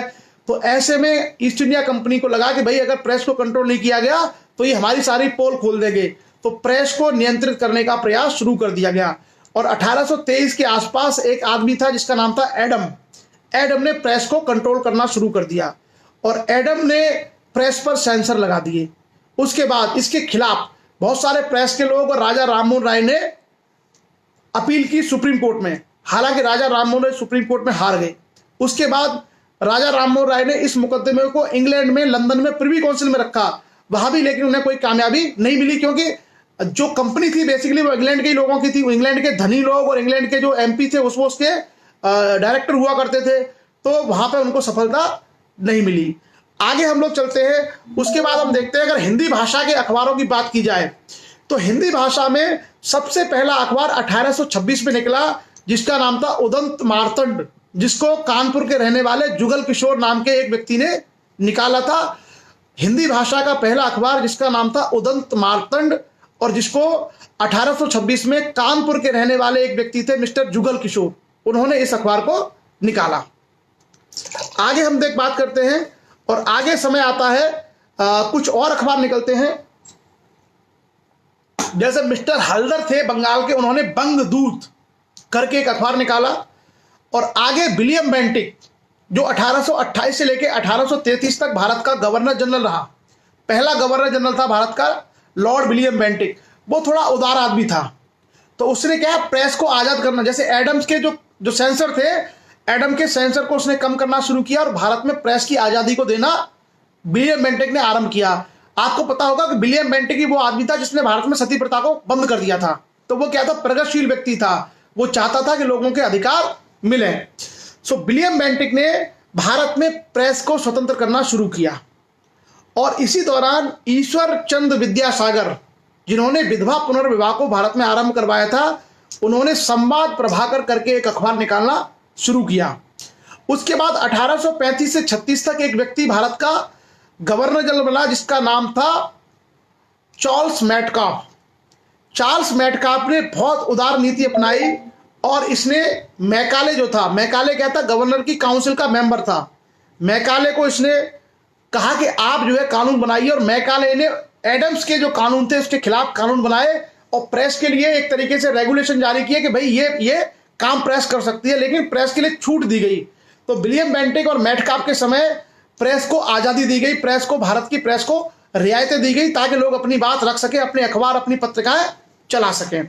उसके बाद आगे क्या हुआ, आगे जो है भारत की जो पत्रिका थी 19वीं शताब्दी के पूर्वार्ध में, यानी 1800 से लेकर 1850 के बीच में, 1800 से लेकर 1850 तक के बीच में भारत में जो पत्रकारिता थी उसमें क्या था, दो तरह के लोग थे। एक तो भारतीय बुद्धिजीवी लोग थे जैसे राजा राममोहन राय, ईश्वर चंद्र विद्यासागर और जितने भी लोग थे उस समय के, जुगल किशोर, भट्टाचार्य, ये जो सारे लोग थे भारतीय बुद्धिजीवी। दूसरा जो वर्ग था, दूसरा जो वर्ग में कौन थे, अंग्रेज या यूरोपियन लोग थे जो अपनी पत्रकारिता चलाते थे। अंग्रेजों में दो तरह के लोग थे। अंग्रेजों में एक तरह के लोग थे जो कंपनी समर्थक थे, यानी कंपनी के पक्ष में लिखते थे, और अंग्रेजों में और यूरोपियन में एक बड़ा हिस्सा क्या था, जो भारत के लोगों के पक्ष में लिखता था और कंपनियों की बुराइयां उजागर करता था। इस क्रम में भारत में प्रेस का विकास हुआ। उसके बाद द हिंदू पैट्रियाट एक अखबार निकाला था हरिश्चंद्र मुखर्जी ने, हिंदू पैट्रियाट। ये जो हिंदू पैट्रियाट है इसके लेखों ने हिंदू पैट्रियट हरिश्चंद्र मुखर्जी नाम के व्यक्ति ने निकाला था। इसने कंपनी के तमाम अत्याचारों को, तमाम शोषण को भारत के सामने उजागर कर दिया। और इसी वजह से क्या हुआ कि इन अखबारों को प्रतिबंधित करने के लिए कंपनी ने अलग अलग कदम उठाना शुरू कर दिया, क्योंकि भारतीय लोग मुखर हो रहे थे अंग्रेजी शासन के खिलाफ और भारत में एक जनमत तैयार हो रहा था कंपनी के खिलाफ। आप देखेंगे कि यही जो प्रेस में चीजें लिखी जा रही थी, छोटे स्तर पर ही इन्होंने 1857 की क्रांति को जन्म दे दिया, क्योंकि लोगों को मालूम पड़ रहा था कि अंग्रेज किस तरीके से शोषण कर रहे हैं भारत का। ये चीजें जनमानस में, किसानों में पहुंच रही थी। राजा महाराजा इसको पढ़ते थे, नवाब इसको पढ़ते थे।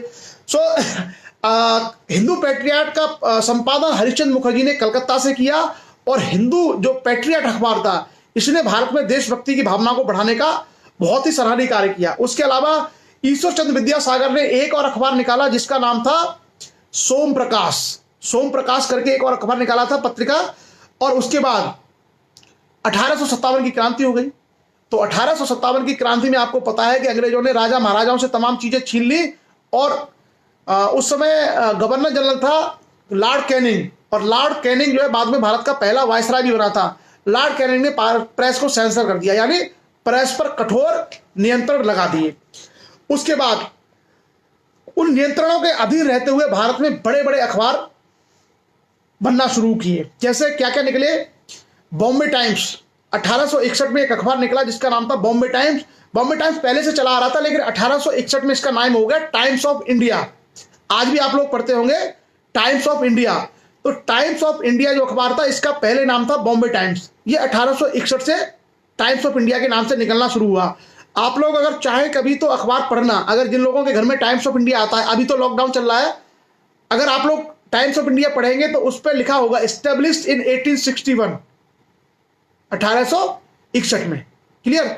उसके बाद 1857 में एक अखबार निकलना शुरू हुआ जिसका नाम था स्टेट्समैन। मुझे लगता है स्टेट्समैन शायद आज भी चलता है। उसके अलावा 1865 में एक अखबार निकला पायनियर। पायनियर आज भी आता है। और 1857 में द हिंदू। द हिंदू जो है आईएएस की परीक्षाओं के लिए सबसे अच्छे अखबार माना जाता है। बहुत सारे बच्चे जो आईएएस की तैयारी करते हैं वो द हिंदू को पढ़ते हैं। तो द हिंदू जैसे और ऐसे बड़े अखबारों की शुरुआत इस काल में हुई। आगे चल करके हिंदू पैट्रियट नाम का जो अखबार था हरिश्चंद्र मुखर्जी का, उसने नील की खेती में, नील में जो खेती में किसानों का जो शोषण था उसको लेकर के बड़े बड़े लेख लिखे। इसके परिणाम स्वरूप विद्रोह हो गया और आगे चल करके आपने देखा होगा कि नील के लिए, खेती के लिए अंग्रेजों ने तमाम सुधारात्मक उपाय किए, तमाम सुधारात्मक उपाय किए। क्लियर। आगे हम देखते हैं। और इस दौरान एक बहुत महत्वपूर्ण अखबार भारत में आया जिसने भारत के लोगों के मानस को ही बदल दिया, जिसका नाम था अमृत बाजार पत्रिका। अमृत बाजार पत्रिका यह भारत में राष्ट्रवाद का मुखर प्रतीक था। इसको तीन भाई थे, बसंत कुमार, शिशिर कुमार, हेमंत कुमार। बसंत, हेमंत और शिशिर, ये तीन बंगाली भाइयों ने इसकी शुरुआत की थी जिसका नाम था अमृत बाजार पत्रिका। और अमृत बाजार पत्रिका ने अपने लेख में लिखा कि अंग्रेजों से शोषण की मुक्ति के लिए 30 करोड़ भारतीयों को 60 करोड़ हाथ उठाने होंगे। यानी 30 करोड़ भारतीयों को अपने 60 करोड़ हाथ उठाने होंगे। अब जब कोई पत्रिका ऐसे लिखेगी तो उसको क्या माना जाएगा कि ये तो सरकार के खिलाफ है। तो इसके लिए बहुत सारे प्रतिबंधों की कड़ी फिर आगे शुरू होने वाली थी कि भाई बैन कर दो, नहीं तो ये भारत में विद्रोह करवा देंगे। तो ये जो है राष्ट्रवाद को एक नया मोड़ दिया अमृत बाजार पत्रिका ने। और जब उसने ऐसे लेख लिखना शुरू किए, और ये क्या थे, भारतीय भाषा में लिखते थे, मजबूरन होकर के अंग्रेजों ने 1878 में एक गवर्नर जनरल था भारत में 1876 से 1880, जिसका नाम था लॉर्ड लिटन। 1876 से 1880 एक भारत का गवर्नर जनरल था जिसका नाम था लॉर्ड लिटन। लॉर्ड लिटन ने क्या है, जो वर्नाकुलर प्रेस एक्ट लेके आया। वर्नाकुलर का मतलब होता है स्थानीय भाषाएं, क्षेत्रीय भाषाएं। जैसे भारत में अगर वर्नाकुलर की बात की जाए तो वर्नाकुलर क्या है, जैसे सिंधी है, पंजाबी है, बंगाली है, नेपाली है, ये गुजराती है, मराठी है, ये सब वर्नाकुलर हैं, क्षेत्रीय भाषाएं हैं, स्थानीय भाषाएं। तो ये जो सारे अखबार थे आगे चल करके स्थानीय भाषा में निकलने लगे। तो स्थानीय भाषाओं में क्या है, लोग इसको बड़े आराम से पढ़ सकते हैं, समझ सकते हैं। जैसे मान लीजिए आज भी हमारे गांव में अगर कोई हिंदू अखबार भेज दे तो हमारे गांव के तो 2-4 लोग ही पढ़ सकते हैं इंग्लिश को, उन बाकी को समझ में नहीं आएगा। लेकिन अगर अमर उजाला भेज दो या पत्रिका भेज दो या दैनिक जागरण भेज दो तो पूरा गांव पढ़ लेता है। तो इसी तरीके से ये जो अखबार थे अमृत बाजार पत्रिका इत्यादि, ये सारे क्या थे, ये सब भारतीय भाषाओं में निकलते थे। इसके कारण से इसकी रीच बहुत ज्यादा थी, इसकी पहुंच बहुत ज्यादा थी। और जब आम गांव के अंदर अगर किसी गांव के अंदर अगर 2 आदमी पढ़ने वाले हैं तो पूरे गांव को बता देते थे कि देखो अंग्रेज भारत में ये अत्याचार कर रहे हैं और हम सबको मिलकर के उनके खिलाफ ये लड़ाई शुरू करनी है। तो एक तरीके से राष्ट्रवाद को बहुत व्यापक जन समर्थन इन पत्र पत्रिकाओं के अखबारों के माध्यम से मिलना शुरू हुआ। परिणाम स्वरूप अंग्रेजों ने क्या किया? परिणाम स्वरूप अंग्रेजों ने वर्नाकुलर प्रेस एक्ट लेके आए। लॉर्ड लिटन नाम का गवर्नर जनरल 1878 में उन्होंने जो लोकल लैंग्वेज में जो अखबार पत्रिका निकलते थे उन पर सेंसर कर दिया, उनको बैन कर दिया एक तरीके से। परिणाम स्वरूप बहुत सारे अखबार, बहुत सारी पत्रिकाएं बंद हो गई और भारत में तीव्र प्रतिक्रिया हुई। फिर इसकी भारत में भयंकर प्रतिक्रिया हुई। लोगों के अंदर अब राष्ट्रवाद बढ़ने लगा और कंपनी के खिलाफ, अंग्रेजों के खिलाफ भारतीय जो है आंदोलन करने के लिए, लड़ाई करने के लिए तैयार होने लगे। अंग्रेजों को जब इस बात के बारे में मालूम पड़ा तो अगला जो गवर्नर जनरल बन के आया 1880 में, उसका नाम था मिस्टर रिपन, लॉर्ड रिपन। और लॉर्ड रिपन ने 1882 में वर्नाकुलर प्रेस एक्ट को हटा दिया और कहा कि भाई आप लोग जो है अपने अपनी भाषाओं में पत्रिकाएं, अखबार निकाल सकते हैं, लेकिन आप जो है सरकार विरोधी गतिविधियों को बढ़ावा नहीं देंगे। परिणाम स्वरूप बाद में बहुत सारे अखबार पत्रिकाएं निकली और इन्हीं सब की संयुक्त चेतना से आगे चल करके 1885 में भारत में भारतीय राष्ट्रीय कांग्रेस का जन्म हुआ। 28 दिसंबर 1885 को बंबई में भारतीय राष्ट्रीय कांग्रेस का जन्म हुआ, जिसने भारत की आजादी की लड़ाई लड़ी। अब देखना, भारतीय राष्ट्रीय कांग्रेस आज वाली पॉलिटिकल पार्टी नहीं, उस समय की जो भारतीय राष्ट्रीय कांग्रेस है बहुत महत्वपूर्ण संस्था है, भारत के इतिहास की बहुत ही महत्वपूर्ण संस्था है, जिसने भारत की आजादी के लिए लड़ाई लड़ी, तमाम आंदोलन किए। तो हम लोग उसी दृष्टिकोण से पढ़ेंगे। आप लोग याद रखिएगा, ऐसा ना हो कि आप में से कई सारे आज की कांग्रेस के आलोचक हों और वही दिमाग लगा के बैठे हों, ऐसा नहीं है। भारत की जो कांग्रेस थी, इंडियन नेशनल कांग्रेस 1885 वाली, उसका देश की आजादी में बहुत बड़ा योगदान है। उसकी चर्चा हम लोग आगे करेंगे। इस दौरान कुछ और अखबार निकले, जैसे महात्मा गांधी ने द हरिजन निकाला, उसके अलावा मोतीलाल नेहरू ने द नेशनल हेराल्ड। आपको याद आ गया होगा, कुछ देर पहले टीवी में एक न्यूज चल रही थी नेशनल हेराल्ड को लेकर के। तो जो नेशनल हेराल्ड है, इसको मोतीलाल नेहरू ने निकाला था। उसके अलावा मॉडर्न रिव्यू नाम का एक अखबार था, बिहार टाइम्स एक अखबार निकला, तिलक, बाल गंगाधर तिलक ने केसरी नाम का अखबार निकाला। इस तरीके से बहुत सारे अखबार भारत में अलग अलग लोगों के द्वारा, तिलक के द्वारा, मौलाना अबुल कलाम आजाद के द्वारा, नेहरू के द्वारा, गांधी जी के द्वारा, बहुत सारे लोगों ने भारत में अलग अलग अखबार और अपनी अपनी पत्रिकाएं निकालना शुरू की। और बाद में फिर भारत आज़ाद हो गया और आज़ादी के बाद प्रेस को लेकर के अलग अलग नियम है। हालांकि यहाँ पर लॉर्ड कर्जन ने भी भारत की प्रेस को कंट्रोल किया था और उसने भी कुछ सेंसर लगा दिए थे। तो ये पूरा का पूरा इतिहास है भारत के प्रेस का, खास करके अखबार और पत्र पत्रिकाओं का, क्योंकि इलेक्ट्रॉनिक प्रेस तब तक नहीं आया था। इलेक्ट्रॉनिक प्रेस जो होता है, टीवी इत्यादि जो है, तब तक नहीं आए थे। तो भारत में जो प्रेस है उसमें 2 ही चीजें प्रमुख थी, या तो अखबार या पत्रिकाएं। ये पूरा का पूरा हिस्ट्री है भारत के प्रेस का। अगर इतना भी आप याद रखते हैं, जो जो मैंने मेन चर्चाएं आपसे की है, उसमें से अगर उतना आप याद रखते हैं तो आप लगभग सभी क्वेश्चंस को बहुत इजीली हैंडल कर लेंगे। एक काम आप कर सकते हैं, जो तैयारी करने वाले लोग हैं वो एक लिस्ट बना लीजिए, इधर लिखिए अखबार का नाम और उधर लिखिए किसने शुरू किया, अखबार का नाम और किसने शुरू किया। अगर आप ऐसे एक लिस्ट बना लेंगे, केवल 50 अखबार और पत्रिकाओं के नाम आप याद कर लीजिएगा, तो वो सारी की सारी चीजें आप समझ सकते हैं। यहां पर भगवान शरण राजपूत जी ने लिखा है कि भारतीय राष्ट्रीय कांग्रेस की स्थापना 1885 में हुई थी, जिसके प्रथम अध्यक्ष श्री ए.ओ. ह्यूम थे। मैं यहाँ थोड़ा सा आपको करेक्ट करना चाहूंगा बी.एस. राजपूत साहब। भारतीय कांग्रेस की स्थापना 1885 में 28 दिसंबर को बंबई के तेजपाल सप्रू संस्कृत कॉलेज में हुई थी, लेकिन उसके पहले अध्यक्ष ए.ओ. ह्यूम नहीं थे।